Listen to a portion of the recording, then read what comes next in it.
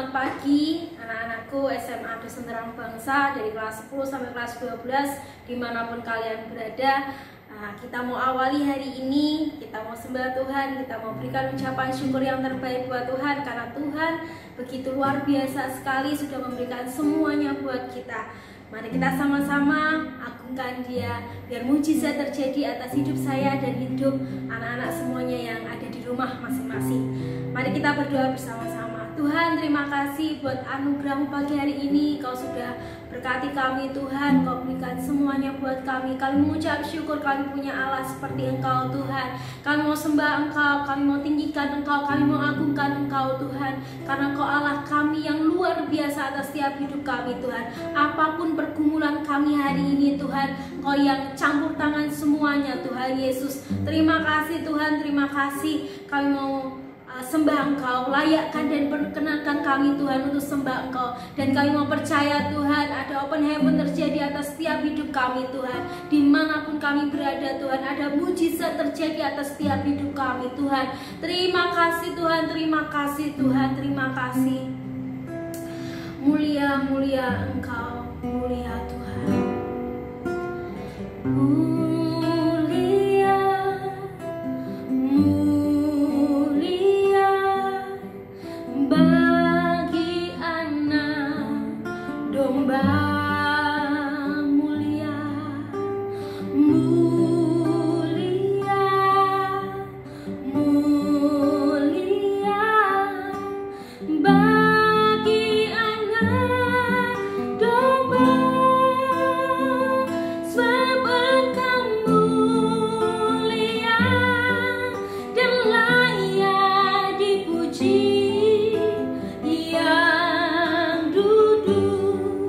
Di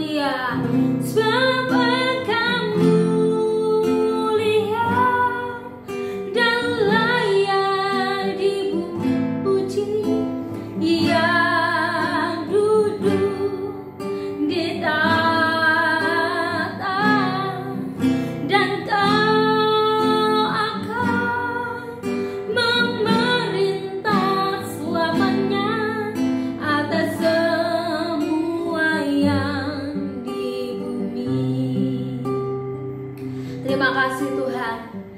Terima kasih Tuhan buat anugerah-Mu pagi hari ini Tuhan. Kami percaya Tuhan, dimanapun kami berada, Kau yang turun tangan atas setiap hidup anak-anak-Mu Tuhan di SMA Kristen Terang Bangsa Tuhan. Kami percaya Tuhan, mujizat-Mu juga mengalir atas setiap hidup kami Tuhan. Kami serahkan Tuhan hidup kami ke tangan kuasa-Mu. Dan kami serahkan Tuhan hari ini ke tangan kuasa-Mu. Dan kami serahkan Tuhan pembelajaran online hari ini ke tangan kuasa-Mu Tuhan. Di dalam nama Tuhan Yesus, Kau yang berkati anak-anak-Mu Tuhan, dimanapun mereka berada Tuhan.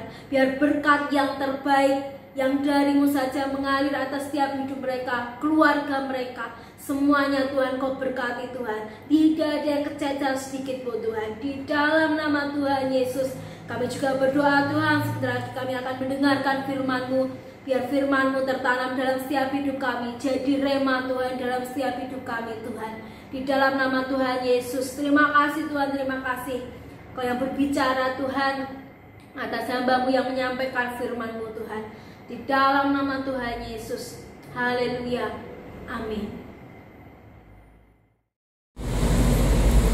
Shalom anak-anak sekalian, jumpa kembali dengan Sir Andre di sini.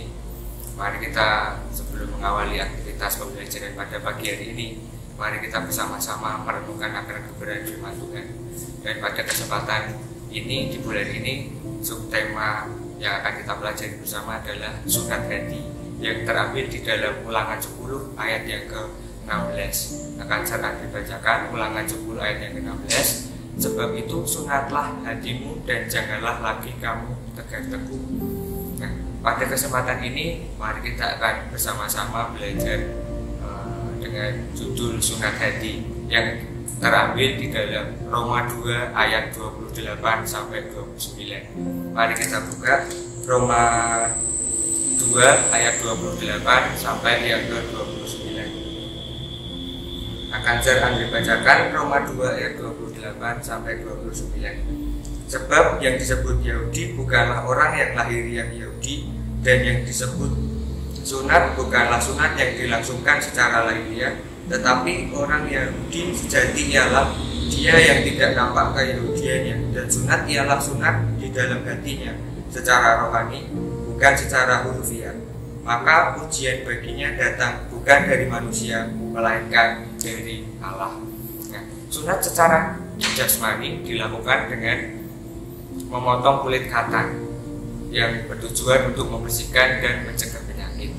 Sedangkan sunat hati sendiri dilakukan dengan memotong kehidupan lama, yaitu kehidupan yang penuh dengan dosa, kehidupan yang tidak sesuai dengan firman Tuhan. Nah, itu harus dipotong atau yang dinamakan dengan sunat hati agar hidup kita menjadi bersih dan kudus.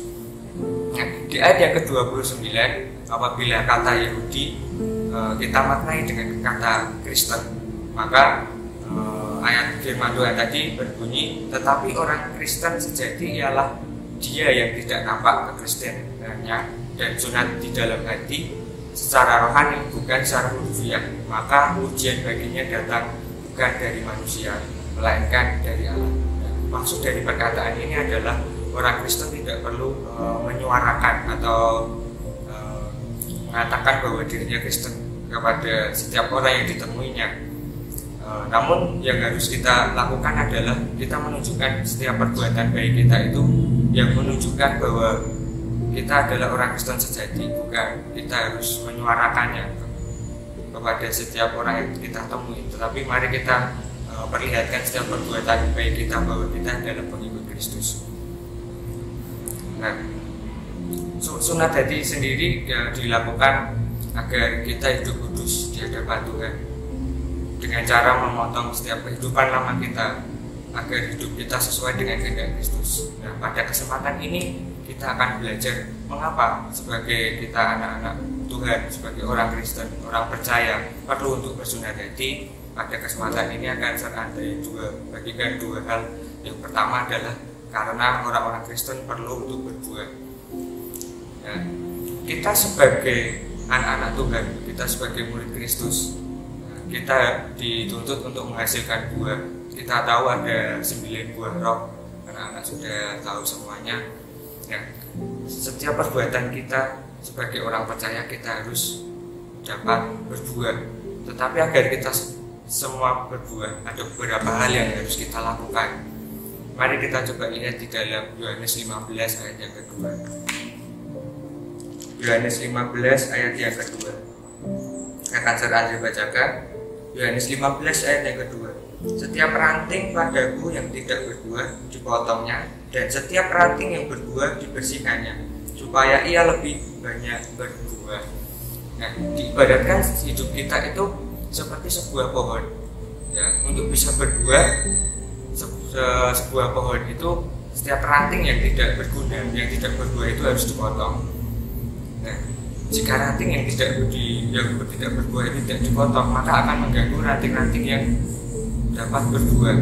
Nah, setiap ranting yang dipotong itu pasti akan merasakan kesakitan. Nah, begitu juga di dalam hidup kita.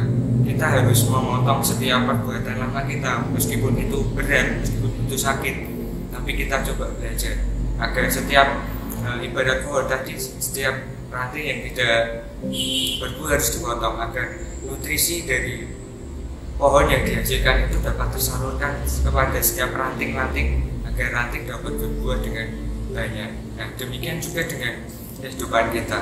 Kita harus senantiasa memotong setiap perbuatan jelek kita, setiap dosa-dosa kita, agar nutrisi yaitu firman Allah, kebenaran firman Allah itu mengalir dalam setiap kehidupan kita, sehingga hidup kita itu dapat berbuah bagi setiap orang yang ada di sekeliling kita. Nah, demikian juga kita, agar dapat berbuah, kita harus membersihkan setiap ranting-ranting yang tidak berbuah, atau kita harus istilahnya seperti tema tadi, bersunat hati. Istilahnya kita membuang setiap kegiatan atau perbuatan negatif kita. Terlebih kita bisa membuang setiap kebencian yang ada di dalam hidup kita. Mungkin kita kecewa dengan teman-teman kita, kecewa dengan orang tua kita mungkin. Dan kita harus bisa belajar untuk membersihkan semuanya itu, agar setiap hidup kita itu dapat berbuah. Kita dapat memancarkan atau membagikan setiap perbuatan baik kita, buah kita kepada orang-orang di sekeliling kita. Nah, dari buah inilah orang dapat melihat bahwa kita adalah sebagai seorang pengikut Kristus, tanpa kita harus menyuarakannya kepada setiap orang. Ini adalah poin yang pertama. Mengapa orang-orang percaya, orang Kristen, kita sebagai anak-anak Allah, kita harus bersunat hati? Yang pertama adalah kita perlu untuk berbuah. Dan poin yang kedua, mengapa kita harus bersunat hati? Yang kedua adalah agar hidup kita berkenan bagi Allah. Coba kita lihat tadi di Roma 22 ayat yang ke-29b. Roma 2 ayat 29b. Maka pujian baginya datang bukan dari manusia, melainkan dari Allah. Nah, sebagai manusia yang kita cari bukanlah hanya kemuliaan duniawi, kemuliaan sanjungan dari orang-orang di dunia ini, melainkan yang harus kita cari adalah kemuliaan dari Allah. Mari kita coba lihat di dalam Yeremia 1 ayat yang kelima. Yeremia yang pertama ayat yang kelima akan saya bacakan. Sebelum aku membentuk engkau dalam rahim ibumu, aku telah mengenal engkau, dan sebelum engkau keluar dari kandungan, aku telah memutuskan engkau. Aku telah menetapkan engkau menjadi nabi bagi bangsa-bangsa. Nah, dalam ayat ini dituliskan bagaimana Allah memilih kita itu dan memanggil Yeremia, maksud saya sebelum Allah memilih dan memanggil Yeremia sebagai seorang nabi. Ini juga menggambarkan bagaimana Allah memilih kita meskipun kita bukan nabi atau bukan istilahnya seperti Yeremia, tetapi kita adalah orang-orang yang dipilih Tuhan, orang-orang pilihan Allah. Dan bahkan Allah memilih kita itu sebelum kita dilahirkan, ya, masih di dalam kandungan pun kita sudah, sebelum kita dikandung pun kita sudah dipilih Allah, seperti itu. Jadi selain memilih kita, dalam Yeremia tadi dikatakan bahwa Allah telah memutuskan kita. Karena itu, karena kita tahu bahwa Allah itu kudus, dan kita sebagai anak-anak Tuhan, kita harus bersunat hati, kita harus membersihkan kehidupan kita agar kita seperti Allah, yaitu kudus. Nah, jika bersunat hati dan menjaga kudusan, maka Tuhan berkenan dalam kehidupan kita. Nah, ini adalah poin yang kedua, agar hidup kita berkenan kepada Allah. Mengapa kita harus bersunat hati? Yang kedua adalah agar hidup kita berkenan kepada Allah. Ini adalah dua poin yang kita boleh belajar bersama-sama. Mengapa kita harus bersunat hati? Yang pertama adalah agar kita orang-orang pilihan Allah sebagai anak-anak Kristus, kita dapat berbuah. Yang kedua adalah agar hidup kita berkenan kepada Allah. Nah, untuk kesimpulan pada kesempatan ini, sunat hati merupakan bentuk pembersihan diri dari dosa-dosa masa lalu kita. Kita membuang setiap kebencian kita, iri hati kita, mungkin kekecewaan kita yang sudah kita terima selama ini. Ya, kita perlu bersunat hati agar kehidupan kita itu hidup baru yang sesuai dengan kehendak Allah. Kita perlu bersunat hati agar firman Allah dan kekudusan memenuhi hidup kita, mengalir dalam setiap tingkah laku kita, setiap kehidupan kita, sehingga hidup kita dapat berbuah dan menjadikan kita berkenan kepada Allah. Dan demikian yang bisa Sir Andre bagikan perenungan pada kesempatan ini. Biarlah kita dapat mengerti mengapa kita harus bersunat hati. Yang pertama adalah karena kita harus berbuah. Yang kedua, karena hidup kita berkenan kepada Allah. Amin.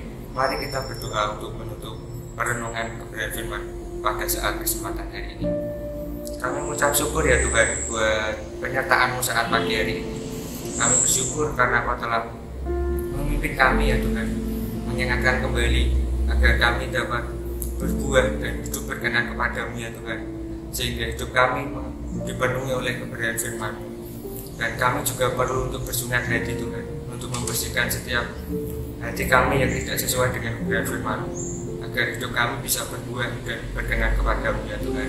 Dan pada saat kesempatan ini kami berdoa buat anak-anak sekalian ya Tuhan, biarlah Kau memberkati setiap pembelajaran ini. Kau berkati untuk murid-murid dan juga misdansar pengajar ya Tuhan.